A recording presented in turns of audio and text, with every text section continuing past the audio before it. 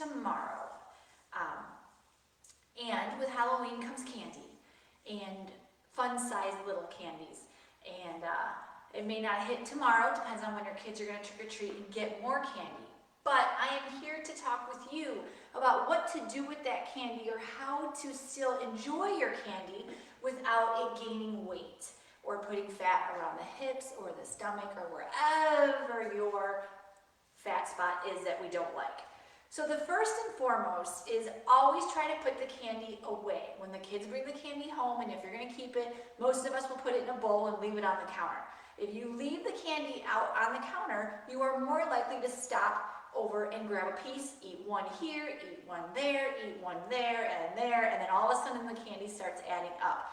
80 calories in the fun-sized Snicker bars, and then 80 calories in the Twix bar, and then 80 calories in the Almond Joys or the Kit Kats, whatever your candy may be. So all those little 80 small calories add up over the day, and we don't even realize the amount of candy and sugar we are consuming.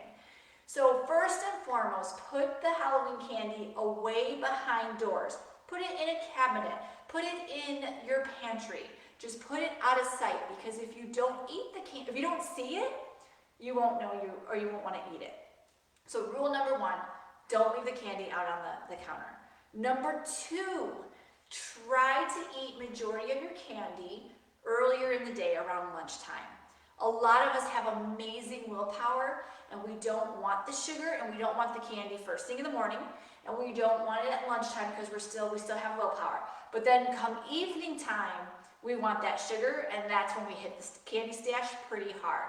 So try to have, if you know you love your Kit Kats and you know you love your Snickers, try to have the candy at lunchtime when your body is still active and ready to burn it and move it, so it won't store as fat in the body.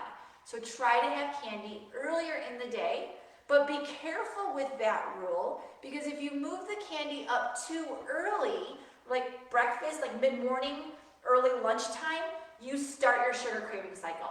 And what I mean by that is when you crave sugar, your body gets this ultra natural high spike that we love and we crave and we want constantly during the day. Well, after that spike, your body drops real low, giving you a low, like your blood sugars drop, and then you want to crave more sugar. So then we'll go back to the candy stash and grab another piece of candy. And so our sugar spike comes up, and then it drops, and then it comes up, and then it drops. And as your body starts to have those sugar spikes and drop you, that's the sugar cycle. Your body gets exhausted during the sugar cycle. We don't feel good. We have a headache. And so our body doesn't like it and uses a lot of energy, and it stores all that sugar and all that candy as fat. So we want to break the sugar cycle. So if you have your candy too early in the morning and you don't break the cycle, you'll be going up and down in terms of your sugar all day long, and we don't want that. So be careful. Don't have the sugar, don't start your morning off with sugar, because that starts that sugar cycle. So have it around lunchtime is the safest bet, so your body will burn the fat and you can easily break the sugar cycle. So how do you break the sugar cycle? Let's say it's 11 o'clock and you want that Snickers, and you go ahead and you eat the Snickers. The three things that will break four things that will break a sugar cycle is water. Make sure you drink water first thing in the morning, starting at early hours all throughout the day. That won't necessarily break the sugar cycle, but it does seem to eliminate the sugar in the muscle and hydrate you and excrete it faster. So it gets out of your system faster by drinking more water. The second thing is protein. If you have that piece of candy with lunch, you're able to stabilize your blood sugars with protein, so you don't store it as fat as easily. So make sure you have candy with a protein. Let's say it's 3 o'clock. And that sugar bowl or candy is calling your name, and you're staring at it and you can't walk away from it. Then make sure you have some yogurt with it, or some cashews, extra cashews with the candy, a smoothie with the candy. Anything that is at least 15 to 20 grams of protein with the candy, so you can stabilize those blood sugars and you can break that sugar cycle and you don't crave more candy. The third thing that will break a sugar cycle is fat. A lot of us don't eat a lot of fat, and yes, there is fat in the candy, but if you add fat to your candy, so back to avocado. Let's say you want that Snickers, and if you have some avocado with it, that will break the sugar cycle. Most of us don't like to pair candy up with a fat. It's just not something we like to do, so it's not the easiest option. Protein is the easier option. The last thing that you can break a sugar cycle with is, well, I've talked about it probably in every single video I have ever done, which is my famous nutrient, which is fiber. Fiber will also slow your digestive system down and balance your sugars. So back to not the easiest thing to find fiber, but if you do a date with candy, that gives you extra fiber to slow that digestive system down. Raisins is another good one. Vegetables have high fiber, but once again, are you going to have a salad with a piece of candy at lunch? That would be excellent. But at 3 o'clock, what's something high fiber? High fiber granola bar with candy would help slow it down. So if you start that sugar cycle a little on the earlier side, make sure you have that piece of candy with water and a protein. But have your candy with your lunch meal with water is really the ideal way to eat a piece of candy. So the other thing we can do with our candy is get rid of it. If you know your Snickers are your favorite, get rid of it. Have your kids eat it. Give it to the neighbor. I don't know. Whatever you want. Maybe the dentists are still collecting candy. I don't know. That's another good idea. Maybe you leave a comment below if you have a better idea of how to get rid of your favorite candy. Because if it's not in the house, you most likely will not eat it. So that's another way to do it. The other thing is you can manipulate the candy with your exercise. If you love candy and you know you're working out, if you are a person who works out in the morning, that willpower stays strong, we tend to eat healthy. If you have that candy at 3 o'clock, but you worked out at 7 a.m. in the morning, you're more likely to store that sugar as fat. So if you moved your workout at 3 o'clock after you ate the candy or before you ate the candy, you're not going to store the sugar as fat as much. So you can move your workout if you're going to have more candy. I would not suggest keep the workout at 7 in the morning and move the candy to 6 a.m. I would not do that. Keep the sugar in the afternoon time frame and move the exercise around the candy so you can burn that sugar off. And if you do more cardio while the candy is in the house, cardio will burn sugar faster than strength training. Strength training burns more calories and builds muscle longer over a longer period of time, where cardio can do it like right then and there. So if you have a Snickers and you hop on your treadmill and you walk or run for 20 minutes, you'll probably be able to burn off that candy. I also posted a burpee challenge, which I thought was super cute. For every piece of candy, you do 20 burpees. And that's cardio, that gets that heart rate up. So you can also make sure one way to get that candy out of the system is to exercise. Cardio for this. And that will help burn those calories and excrete the sugar as fast as you can so you don't sit in the body. One of the things not to do, I gave you a lot of reasons what to do with candy, but one of the things not to do with the candy is to eat it at night. And I know that is when our willpower is down and we are more eager to let our guard down and have that sugar.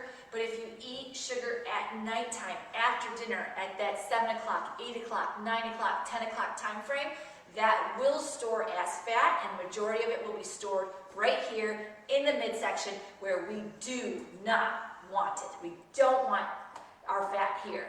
Heart disease, visceral fat. Anyway, so try to shift that candy up, once again, during that lunch hour, not at night.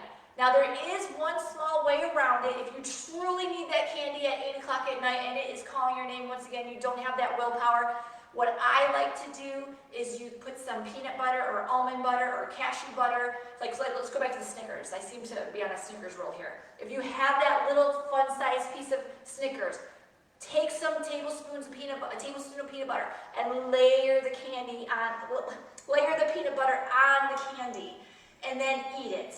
That is really the only way we can get around eating candy and making sure we prevent that sugar cycle happening and storing as fat. So if you layer it up with fat and a protein, which is peanut butter, on your chocolate piece of candy, it's a great little snack that will be burned off very quickly. Okay, you also have water. Make sure you always have water with sugar because we want to digest and excrete that sugar as fast as possible. We don't want sugar sitting in the bloodstream. We want it out for a variety of reasons. For health, for exercise, weight, all that stuff. So drink your water anytime you have sugar. Make sure you pair that candy up with a protein, fat, fiber, or that's it, fat, fiber, and protein and water.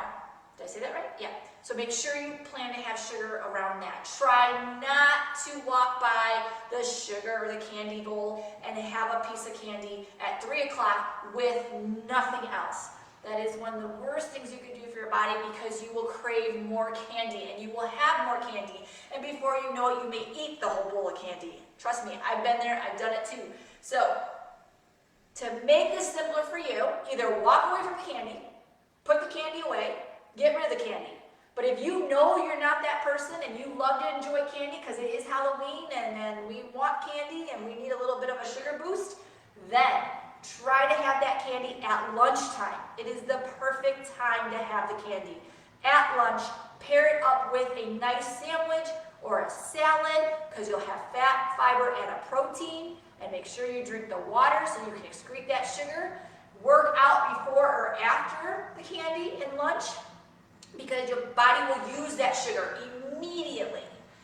And then that is the best way to have candy. If you're going to have it, that is the best way. And try to limit your portion sizes. And by having it with a meal, you may not want that second, third, fourth, fifth piece of sugar. Okay? If you want that candy at 8 o'clock at night and you're just really wanting it, do not have the candy with a glass of wine or anything that is sugary with it. Try to make sure you have that peanut butter on top of that, or almond butter or cashew, depending on your allergies or sensitivities, on that candy to help stabilize the blood sugars. Because the most important thing you can do for your body is to hydrate it, stabilize blood sugars so it does not store as fat and we don't crave more sugar. You want to break that sugar cycle that I talked about earlier. All right, there's my Halloween tips and tricks. If you have questions, leave it in the comments below. I hope everybody has a safe and wonderful Halloween. And if you have any trouble with your candy and you need a little boost of advice, call me, text me, leave comments below. I can walk you through that candy, what to do with it. Just make sure you keep the candy down in portion size, or you pair it up with the right food, or you exercise and get rid of that sugar. The easiest way to get rid of that sugar is the cardio exercise in this case. All right? All right. This was fun. I hope you guys had fun, and I hope you have a happy Halloween. And I will talk to you soon, everyone. Let me know if anyone has questions, and I will be posting the Zoom class links soon.